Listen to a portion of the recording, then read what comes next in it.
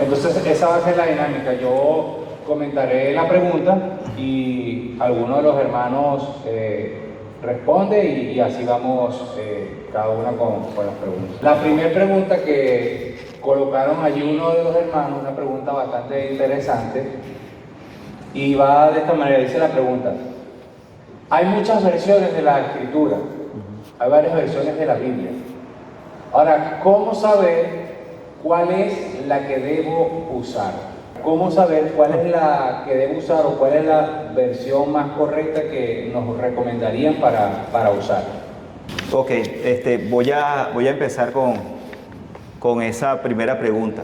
Bueno, ciertamente nosotros sabemos que hay varias traducciones, ok, de las Escrituras. Sin embargo, históricamente se ha constatado que hay algunas traducciones que son confiables. Se llaman así, traducciones confiables. ¿Por qué? Porque en las traducciones, los equipos, los hermanos que han hecho esas traducciones, hay dos formas en las que esas traducciones se realizan. Y quiero comentarlo. Una se llama traducción formal y otra traducción dinámica. Entonces, las que son, digamos, más confiables son las traducciones que son formales. Esas traducciones son las traducciones que son de texto, del texto original, y son traducidas al idioma. Eso se llama una traducción formal, que es del texto original a otro idioma. Y una traducción dinámica es la traducción que transmite una idea. Es decir, está el texto y está una idea, como una interpretación de ese texto. Por ejemplo, ¿cuáles son las traducciones confiables que se ha visto históricamente? La traducción Reina Valera es una traducción confiable y de hecho la más utilizada, la de 1960, es una traducción confiable. Eso se ha constatado históricamente. La otra traducción confiable es la Nueva Biblia de las Américas o la Biblia de las Américas. También es una traducción que han dicho que es una buena traducción, ¿ok? Y esas, al menos esas dos son las que puedo mencionar. Otras traducciones que son muy usadas, pero digamos son traducciones dinámicas, es la que se usa mucho actualmente, es la Nueva Traducción Viviente. Es una traducción dinámica, no es una traducción formal. Y así, entonces, ¿cuál es la recomendación? Que tratemos de usar traducciones que sean formales, que sean traducciones de texto a texto. Reina Valera, la Biblia textual, la Nueva Biblia de las Américas o la Biblia de las Américas son esas traducciones. Ok, gracias, pastor, gracias. La segunda pregunta tiene que ver con esta primera pregunta y dice de esta manera: ¿qué elementos debo tomar en cuenta para escoger mi Biblia? Tomando en cuenta que quizás es la primera Biblia que voy a comprar, o de repente también tomando en cuenta algún hermano que tiene tiempo en el camino del Señor y quisiera comprar una Biblia un poco más avanzada. ¿Qué debo tomar en cuenta? Dios les bendiga, mis hermanos. Bueno, con respecto a esa pregunta, lo que refería el pastor Alexander acerca de la traducción de la Biblia, es muy importante considerar al momento de comprar la Biblia o de escoger la Biblia con la que vamos a hacer nuestros estudios, que sea una traducción formal, y también esa Biblia de estudio siempre va a contener recursos, ayudas, que son muy importantes para poder hacer el estudio. Por ejemplo, mapas que nos van a ubicar en el contexto geográfico. También otro tipo de ayudas como las concordancias, los índices temáticos. Y es importante que podamos conseguir una Biblia con esas características, que nos ayude a poder hacer un estudio de las Escrituras. Y para hacer el estudio necesitamos observar esas ayudas, por ejemplo, el contexto histórico, el contexto geográfico, las concordancias, y también es bueno acompañarnos de un buen diccionario que nos ayude a buscar esas palabras que a veces son difíciles de entender, y eso nos va a ayudar a poder, ¿no?, hacer una interpretación correcta del pasaje bíblico. Buenos días, iglesia. Amén. Dios me lo bendiga. Ya escuchamos lo que habló el hermano Pedoro.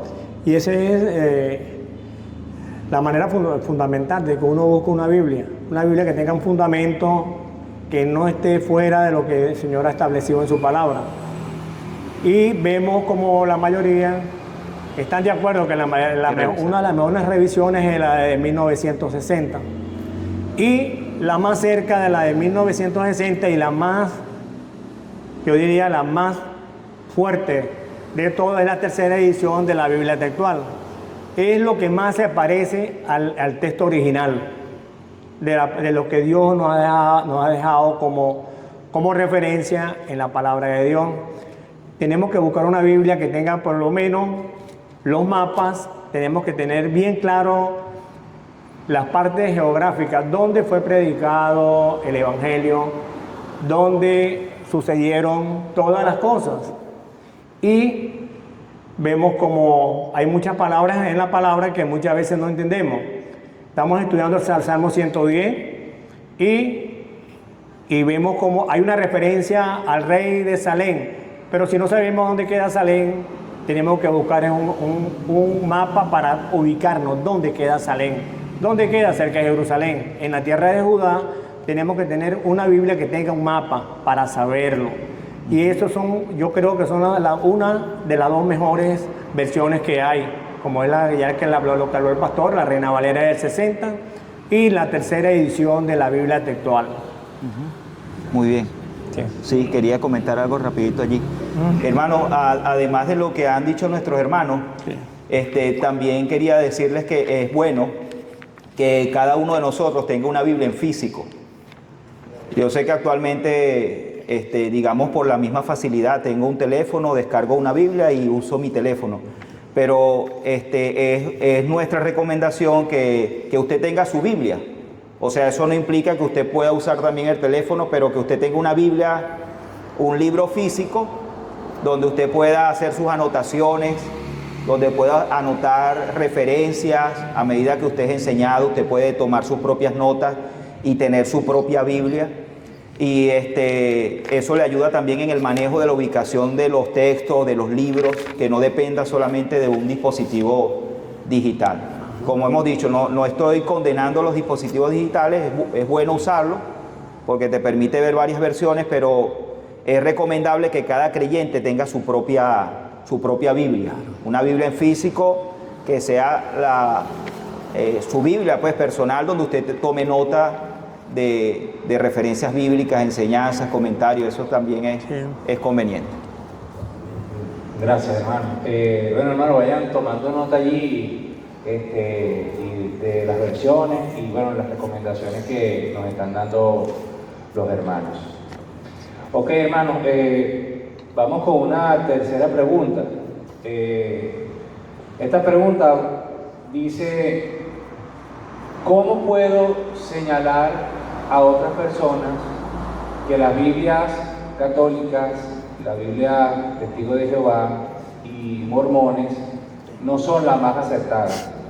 Comprendo que la Biblia católica, en cuanto a los libros deuterocanónicos, porque ellos usan la misma versión que nosotros. Sin embargo, la Biblia Testigos de Jehová y la de los mormones, bueno, sí han tenido algunas consideraciones. Ahora, ¿cómo nosotros podemos señalarle a estas personas que no son las más acertadas de estas Biblias? Bueno, es una pregunta un poquito incómoda, porque a veces tú te encuentras en un lugar donde tú estás acostumbrado a escuchar doctrina sana y verdad.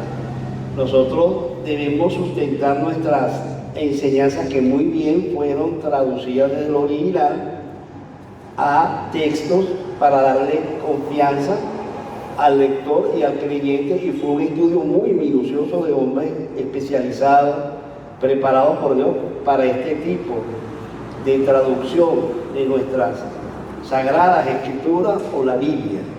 Libro que viene del original griego y el hebreo y hasta de muchas referencias del arameo. En una parte se conoce del Antiguo Testamento que hubo una necesidad de traducir, y en sitios históricos cristianos el siriático, que es como un tipo de lengua, pero en el fondo nosotros trabajamos con traducción directa del griego, que es un griego muy rico y que en el hebreo y el griego koiné, porque hay un griego clásico, se traduce nuestra Biblia con toda la certeza y seguridad. ¿Qué ocurre con textos como la de los mormones? Que ellos trazan traducciones e interpretaciones que las añaden dentro de la Biblia, y eso es peligroso porque eso es herejía, eso es herético, y los testigos de Jehová tienen una traducción, interpretaciones, que es el peligro. La Biblia no tiene varias interpretaciones, una sola que nos las da Dios, y de esa forma hay que enseñarla. Yo les pongo un pequeño ejemplo. En Mateo 2, versículo 2, donde dicen los reyes o magos que venían, dice, hemos visto la estrella, ¿no? Porque su estrella hemos visto en el oriente y venimos a adorarla. Entonces, en la traducción nuestra existe el término proscuneo, que es adorar a Dios, inclinarnos a Dios, el único merecedor de toda la reverencia y adoración. Y cuando tú revisas los textos de los testigos de Jehová, ellos le quitan la divinidad a Jesús y lo transforman en un hombre, y la interpretación y el texto pierde sentido, contenido, y es por eso que nosotros debemos tomar referencias que ya nos explicaron los hermanos por qué usamos la Biblia, las versiones más certeras, las que están mejor traducidas, aunque algunas pueden tener interpretaciones, eso es otra cosa, pero la traducción es directa. Jesucristo es Dios y Jesucristo es digno de adoración. Cuando yo les cito esto a un testigo de Jehová, ellos bajan la cabeza y se retiran porque no tienen argumento para refutar, porque su libro no está fundamentado en los originales, como bien hace la Sociedad de Biblia de la América en el mundo, que traducen directamente de los pergaminos originales y trazaron esa forma para dejar un canon establecido de reglas y normas, que para incluir una palabra dentro del texto hay que evaluar una cantidad de normas y reglas estrictas que hay en una comisión específica y especial para cada cosa de esa, inclusive para la escritura y para la conformación de los textos. O sea que no es una cosa fácil, y por eso es que Dios usó muchos hombres. Hasta aquí dejo, y si hay alguno que pueda complementar, se lo agradezco. Muchas veces en las traducciones de la sexta, muchas veces uno en las controversias, muchas veces les pregunta qué es lo que es el texto receptus o el texto masorético, no saben lo que es eso.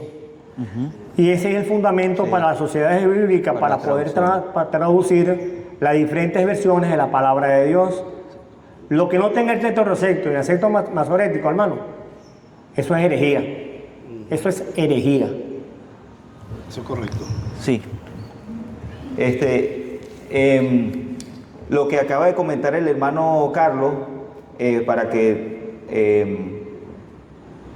crezcamos en esta parte, esos textos son textos que son realmente confiables, y que se ha demostrado históricamente que son confiables, y que todas las traducciones que han usado esos textos son consideradas traducciones confiables, traducciones formales confiables.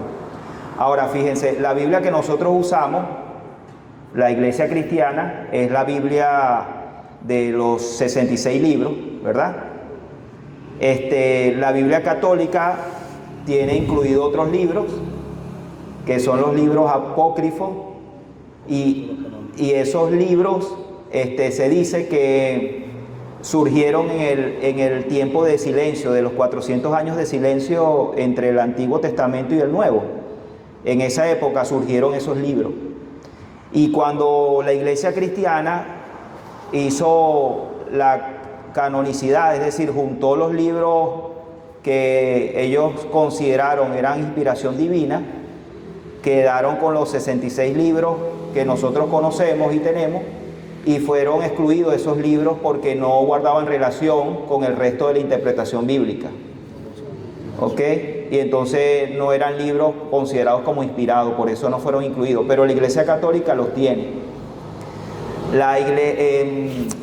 Los testigos de Jehová usan una sola versión, se llama Traducción Nuevo Mundo. Es una traducción de ellos mismos.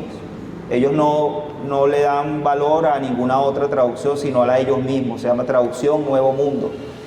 Y los mormones incluso usan una traducción hecha por Joseph Smith, que es el líder fundador de los mormones. Él hizo su propia traducción y esa traducción ellos la usan para hacer comentarios. Entonces allí nosotros vemos ciertamente que hay un error en el uso de lo que ellos consideran como un texto para ellos válido. Entonces ahí notamos por lo menos esos detalles.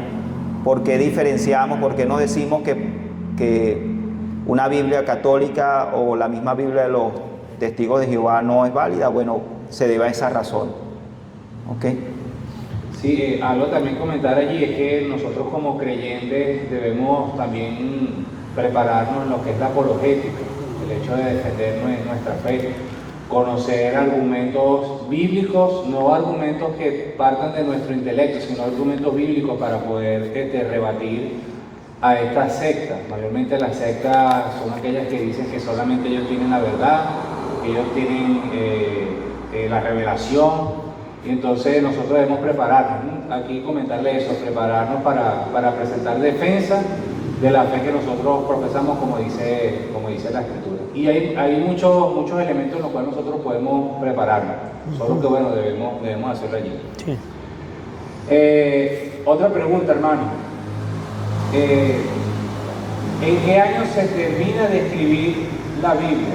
90-95, con el libro de Apocalipsis, Sí. que es el libro de las Sí. revelaciones. Sí. Ese es más o menos Sí. Ese es todo. en el tiempo. Eso, sí. Sí, ese es el último Sí. libro que se escribe y allí se cierra lo que es el canon de la Escritura o el libro de revelación. Pregunta número 5. ¿Por quién fueron inspirados los 40 hombres o autores de la Escritura? Desde el principio, la revelación divina vino por mano de los hombres de Dios. Y eso es lo que nos dice el apóstol Pedro en la segunda carta, capítulo 1, versículo 19 al 21. Segunda de Pedro 1, 19 al 21.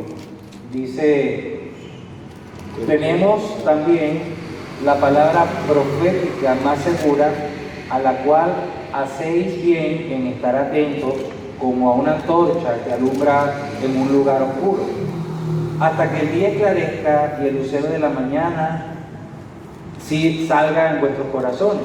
Versículo 20, entendiendo primero esto, que ninguna profecía de la Escritura es de interpretación privada, porque nunca la profecía fue traída por voluntad humana, sino que los santos hombres de Dios hablaron siendo inspirados por el Espíritu Santo. Amén. Siempre ha sido el Espíritu Santo el que le ha revelado al hombre la voluntad y los propósitos del Señor. Amén. Sí, yo creo que con eso queda bien respondida esta pregunta. ¿Por quiénes fueron inspirados? Por el Espíritu Santo. Sí. Ajá. Siguiente pregunta dice, ¿cuáles son los libros poéticos? Los libros poéticos son Job, Salmos, Proverbios, Eclesiastés y Cantar de los Cantares. Sí. Son 5. Esos son los libros poéticos, 5 libros. 5 libros. Pregunta siguiente, interesante. Según la Biblia, ¿cuál es el verdadero significado de la palabra corazón? O sea, cuando la Biblia habla acerca de la palabra corazón, a qué hace referencia o cuál ¿Tú lo es su tienes? verdadero significado. Ah, Sí. yo también tengo ahí. Si quieres, coméntalo y yo te apoyo ahí. Sí. Bueno, es interesantísima y felicito a la persona que formuló esta pregunta, ¿no? Nosotros conocemos que existe el corazón de carne, el corazón que nosotros vemos como un músculo, parte del organismo que nos impulsa, nos ayuda al proceso de lo que llaman en la sangre, pero aquí tenemos que esto no es un corazón de carne. El corazón en el que muchas veces nos habla la Biblia, de ese corazón, es el centro de las emociones, el lugar de asiento donde se alimenta el alma, y es la parte que espiritualmente Dios ha establecido en cada ser humano.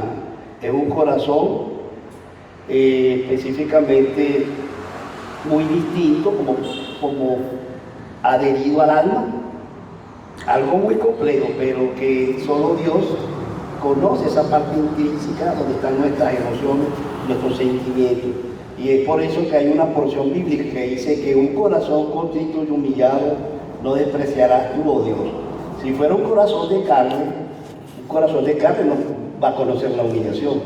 El corazón que Dios espera es aquel corazón que conoce la mente de Dios y que se inclina a su dueño y Señor en su parte intrínseca, en su ser espiritual. Sí, ahí para lo que nos comparte el hermano Maza, podemos leer también Mateo 15, 19, para que veamos el uso de la palabra corazón y cómo Cristo habla de él.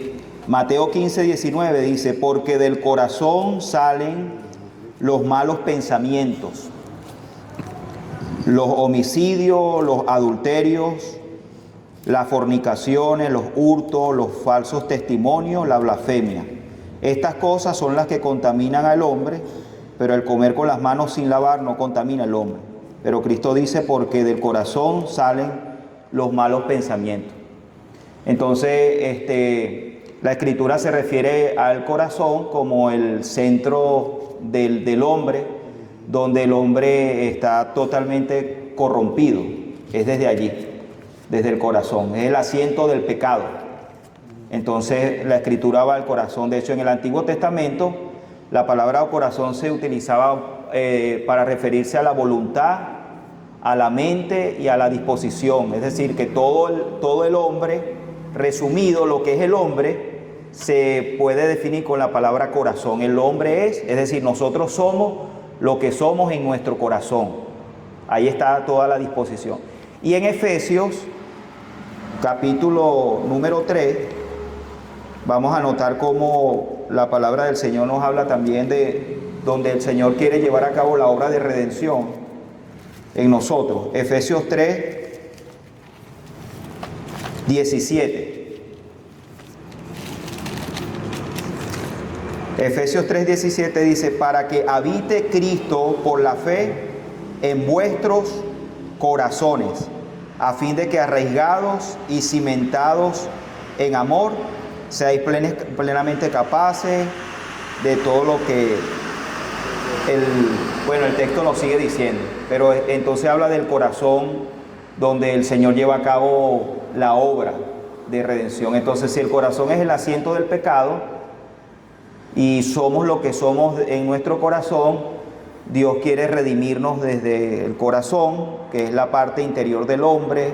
Todo lo que somos está en nuestros corazones. Entonces allí es donde el Señor lleva a cabo la obra en nosotros, la obra de redención. Gracias, pastor y hermano. Otra pregunta que hay aquí es, ¿cuántos años tiene la Biblia? Sí.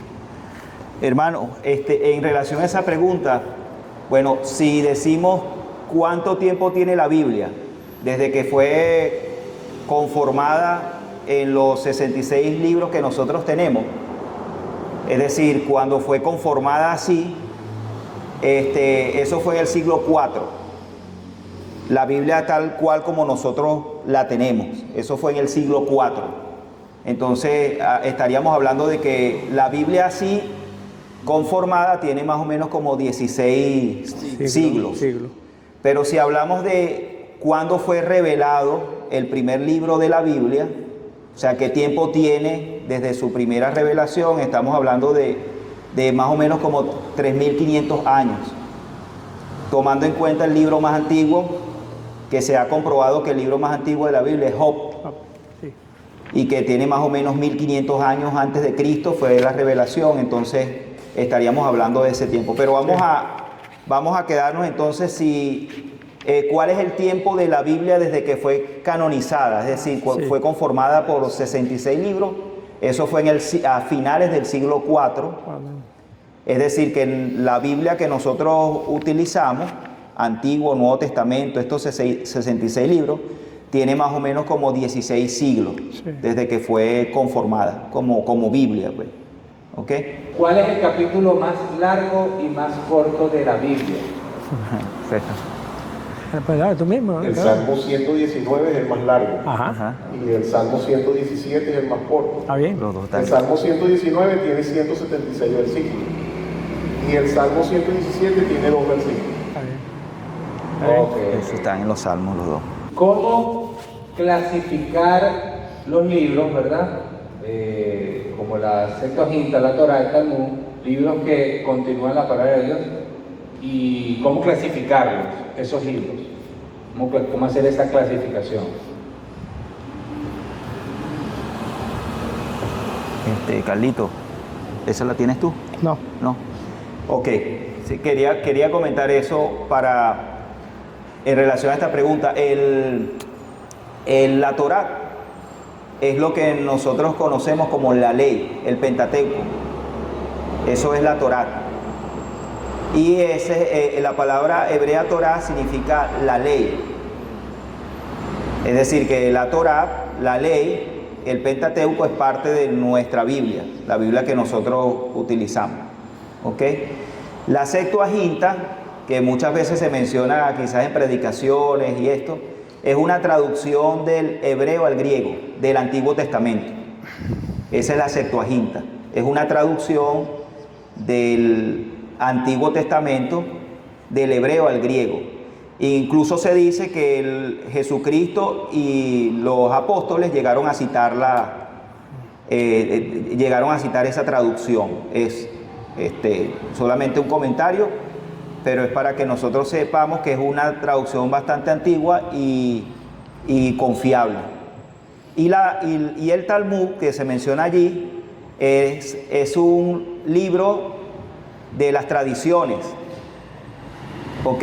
Libro de las tradiciones de los judíos, y que tenía tradiciones y tenía comentarios de la ley. Así que no, es básicamente un libro que ellos mismos fueron desarrollando, de interpretaciones de la ley y de costumbre. Jesucristo les condenó porque ellos tomaban en cuenta más esas tradiciones que la misma palabra. Entonces, para nosotros, obviamente, viendo eso, no tiene una validez como tal ese libro conocido como Talmud, es como un comentario de los judíos. Siguiente pregunta. ¿Cuántos libros hay en la Biblia que estén juntados? Vamos a pasar esa pelota al hermano Carlos. Mi hermano, los libros, la pregunta es, los libros que están juntos. Muchas veces los libros están regados, ¿verdad? Pero la palabra de Dios es inerrante y siempre se van a complementar.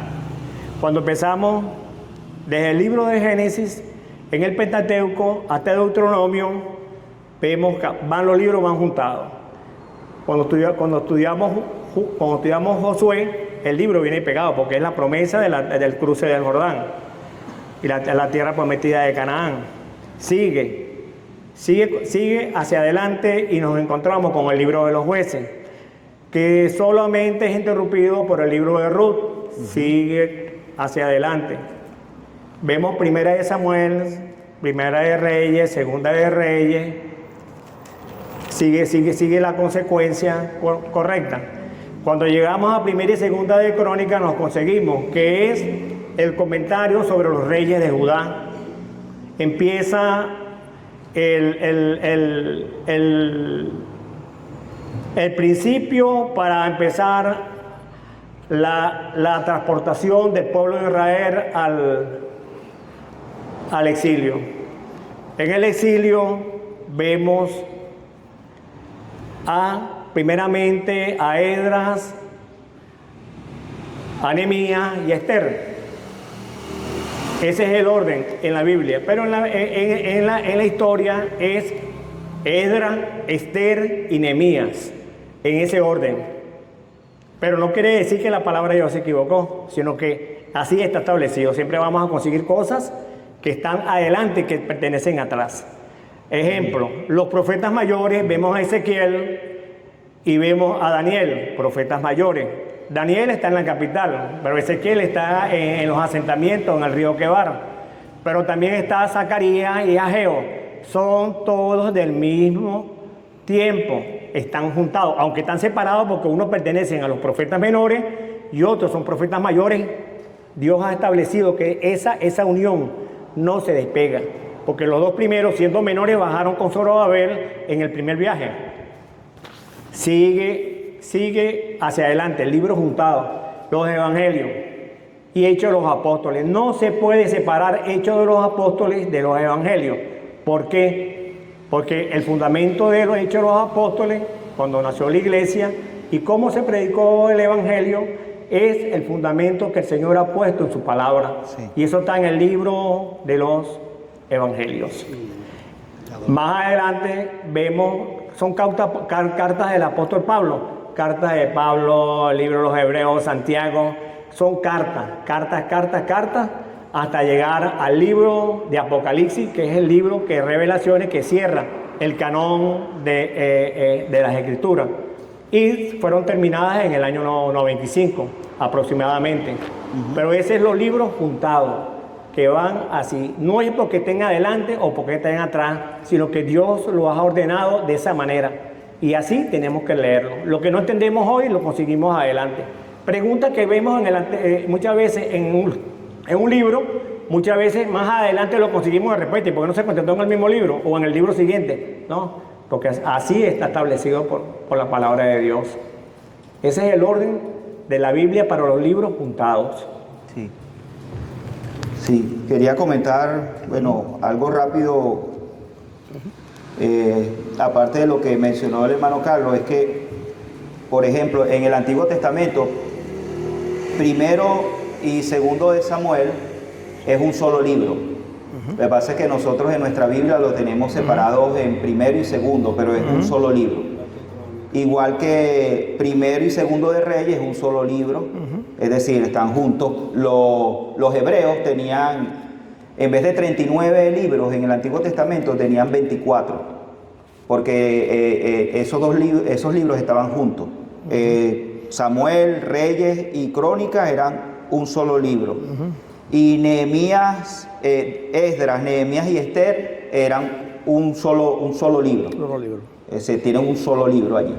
¿Ok? ¿Qué otro libro? Todos los profetas menores, que son 12, un solo libro. Nosotros los tenemos separados, todos los profetas menores, desde Oseas hasta Malaquías, tenemos 12 profetas menores. Entonces, los hebreos han manejado eso como un solo libro y tiene lógica. Realmente, como nosotros sabemos, la escritura es una escritura corrida. Los capítulos y los versículos, eso fue separado así para nuestra facilidad en la consulta, pues para ubicar rápidamente los textos. Pero realmente nosotros sabemos que los libros se leen de corrido y muchos libros están juntos, pues. Sí. Eso es lo que mencionamos. Y lo que mencionó Carlos de los evangelios y hechos, sí, de hecho, el libro de Lucas y Hechos dice que básicamente es la continuidad de Lucas y Hechos, es una continuidad. Entonces sí, ciertamente los evangelios y hechos se han visto como un solo conjunto y Y es así. ¿Ok? ¿Qué otro libro podemos ver de los que están juntos? Serían esos del Antiguo Testamento. Y Daniel era considerado, nosotros lo tenemos como un libro profético, como un profeta mayor, y Daniel fue considerado como un libro histórico, pero eso no cambia el hecho del contenido que tiene el libro de Daniel para todos nosotros.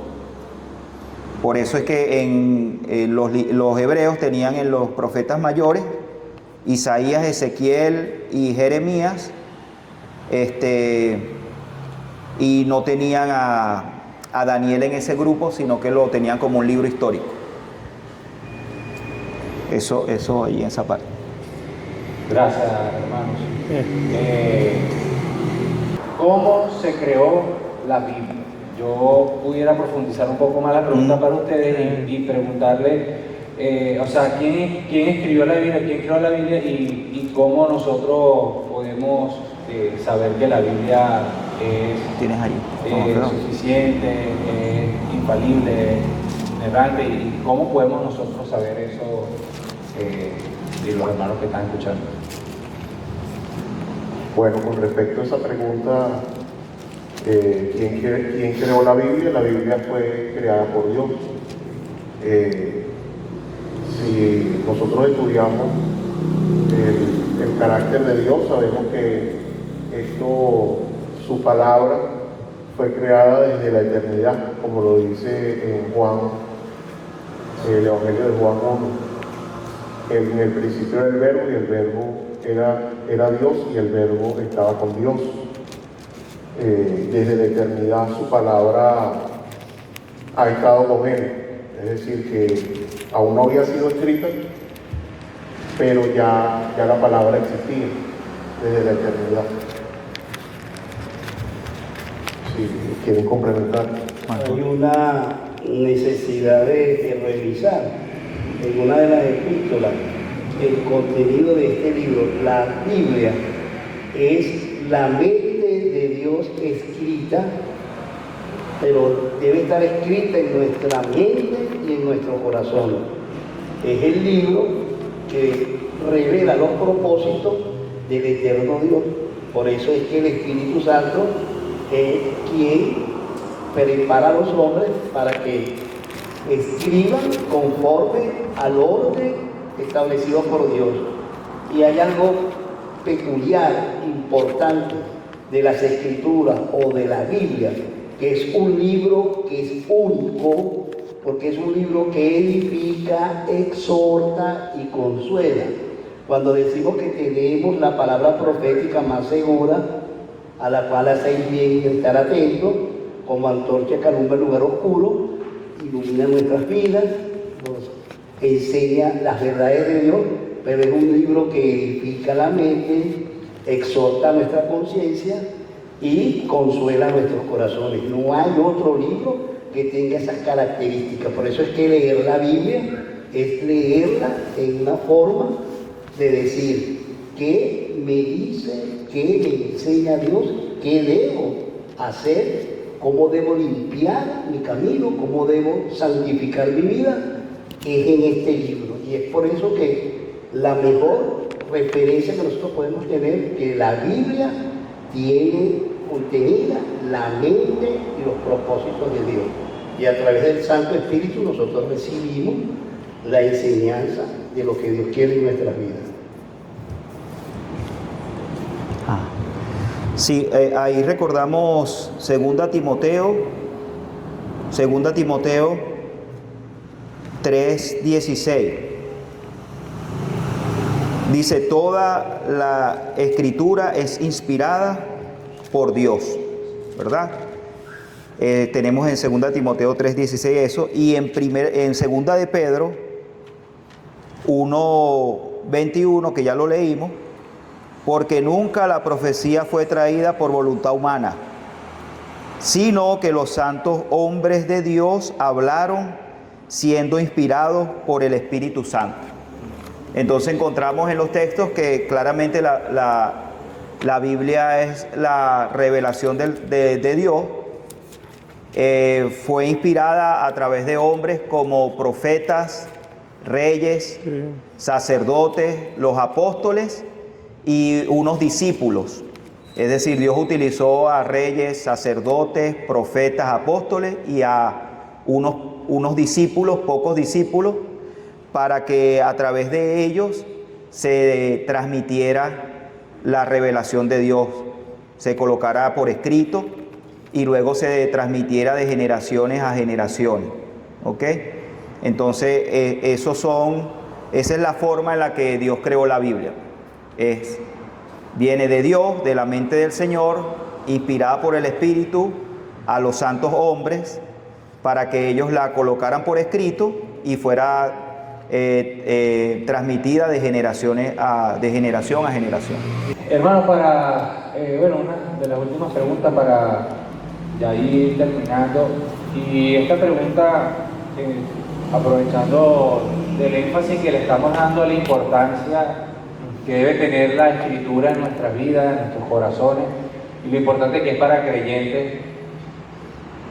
Quisiera preguntarle, me gustaría que todos pudieran dar su opinión al respecto. ¿Por qué consideran ustedes que es importante la Biblia? O sea, ¿por qué es importante que nosotros consideremos la Escritura, la palabra del Señor? Y me gustaría que todos pudieran comentar al respecto. Bueno, mis hermanos lo confirmaban, mi hermano Jorge Maza y el hermano pastor Alexander, cuando citaban 2 de Timoteo 3:16, que la Biblia es útil para que nosotros podamos ser enseñados en toda buena obra y para enseñar a otros. Es importante que nosotros estudiemos las Sagradas Escrituras, porque nuestro Señor Jesucristo así nos lo indicó, que escudriñáramos las Escrituras, porque ellas son las que dan testimonio de Él. Así es. Y son las que nos dan vida eterna. Y así de esta manera también enseñar a otros, como nuestro Señor Jesucristo nos lo ordenó, que enseñáramos a otros, que predicáramos el Evangelio y que hiciéramos discípulos.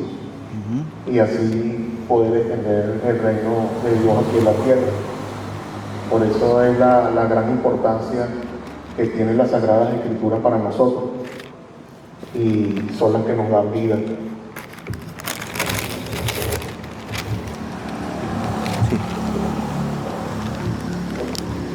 Hay una escritura que creo que está citada acá, que dice: lámpara es a mi pie tu palabra y lumbrera en mi camino. Esa es la realidad del hombre que conoce a Dios. Si nosotros queremos tener dirección, queremos tener consuelo, queremos tener la paz, queremos tener la victoria, debemos ser conocedores de la palabra que nos va a librar de tanto peligro, de tanta mentira y de tanto engaño. Primero, porque es la verdad infalible para mí de Dios, contiene la mente de Dios, y una persona que vive a la luz de la palabra difícilmente va a perecer, difícilmente. Podrá un hombre equivocarse, pero si la palabra es nuestro consuelo, si la palabra es nuestra lámpara, si nuestra palabra es como el espejo que refleja lo que nosotros tenemos que corregir, ella nos enseña, exhorta y consuela. Por eso es que es un libro por encima de cualquier literatura, no es un libro común, no es un libro cualquiera, y en la palabra de Dios tenemos todo lo que Dios desea darnos en esta vida. Por eso era que el Hijo era la excelencia del Padre, porque el Padre decía: este Hijo amado, el que tengo contentamiento, pero el Hijo que vivía conforme al orden que Dios ha establecido en este libro. Y Pablo trataba de ser imitador de Cristo a través de las enseñanzas de este libro. Por eso es que es muy importante conocer la Biblia, identificar los tiempos. Ella nos va a enseñar toda una cantidad de cosas, hermanos, en los tiempos que vivimos. Es la brújula del creyente. Amén. Pero quiero dejar que mis hermanos también participen. Dale a Carlos, al hermano Carlos. El hermano Alexander empezó cuando habló de Pedro. Pedro citando a Isaías 48 cuando dijo, se seca la hierba, se marchita la flor, pero la palabra de Dios permanece para siempre. Y citó Mateo 24:35, el cielo y la tierra pasarán, pero mis palabras no pasarán. Es la palabra de Dios que es la Biblia, es el fundamento del cristiano. Nosotros que hemos creído en el Señor, que nos hemos arrepentido de nuestros pecados y lo hemos aceptado como nuestro Señor y Salvador y sabemos que vamos a estar con Él por toda la eternidad, es nuestra luz, nuestra guía y es nuestra lámpara, porque lámpara es a mi pie tu palabra y es lumbrera a mi camino. No puedo caminar en el mundo sino de la mano del Señor, porque tenemos una dependencia total de nuestro Señor y Salvador, nuestro Señor Jesucristo. Y Él nos lo enseñó en el capítulo 15 del Evangelio según San Juan. Y nosotros tenemos que cumplir la gran comisión de Mateo 28, y hacer discípulos a todas las naciones, predicando el Evangelio, pero siempre tenemos que estar tomados de la mano del Señor.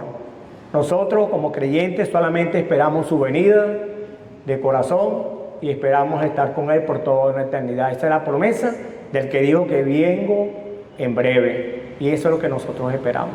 Estamos fundamentados en Él y en Él vamos a estar por toda una eternidad. Juan 17:17 es un pasaje que citamos con mucha frecuencia. Dice, santifícalos en tu verdad, tu palabra es la verdad. Entonces, ¿por qué es importante para nosotros? Porque a través de la palabra del Señor y la obra del Espíritu es que el Señor nos santifica. Y como dice Colosenses también, Colosenses capítulo número 3, versículo 16, dice, la palabra de Cristo more en abundancia en vosotros, enseñándonos y exhortándonos unos a otros en toda sabiduría. Entonces, nosotros necesitamos la palabra porque es a través de la palabra que crecemos, que somos santificados, que conocemos el propósito del Señor para los que Él ha llamado. Y también la palabra nos alienta porque nos permite esperar con paciencia la venida de nuestro Señor. Entonces es útil, obviamente para nosotros la iglesia es útil la palabra en todos los sentidos que han explicado los hermanos. Entonces, para terminar, yo pudiera decir que la Biblia es los pensamientos de Dios revelados al hombre, que nos permiten conocer a Dios verdaderamente, conocer nuestra condición ante Él, que nos permiten ver cuál es el camino a la salvación y nos permite también conocer qué es lo que el Señor ha dispuesto para el final de los tiempos. Entonces todo eso lo vamos a encontrar en la palabra, y así es de útil. Listo. Sí, hermano, bueno, para terminar, que ya son las 10 de la mañana, me gustaría terminar con un versículo, ya escuchando lo que han dicho nuestros hermanos de la importancia de la Escritura. Y hermano, la realidad es que aquellos que son sus hijos, Dios quiere que nosotros le conozcamos y le conozcamos como Él quiere que le conozcamos, como Él se ha revelado. Y fíjense lo que dice Jeremías capítulo 9, versículo 23 y 24. Dice la Escritura, si lo puede buscar allí, búsquenlo conmigo. Jeremías capítulo 9, versículo 23 y 24. Vamos a ver allí algo que nos dice el Señor. Dice, así dijo Jehová, hablando el Señor, no se alabe el sabio en su sabiduría, ni en su valentía se alabe el valiente, ni el rico se alabe en sus riquezas, mas alábese en esto el que hubiere de alabarse, en entenderme y conocerme, que yo soy Jehová, que hago misericordia, juicio y justicia en la tierra, porque estas cosas quiero, dice Jehová. Amén. De tal modo, hermanos, que Dios quiere que nosotros le conozcamos y le vamos a conocer a través de su palabra donde Él nos ha revelado. Por eso pienso que es importante que nosotros nos enamoremos, valoremos y amemos la palabra del Señor, Amén. los estatutos del Señor. Amén. Amén. Vamos a orar para terminar, hermanos. Esperamos que haya sido un tiempo provechoso, un tiempo de bendición para todos, y damos gracias al Señor por este tiempo.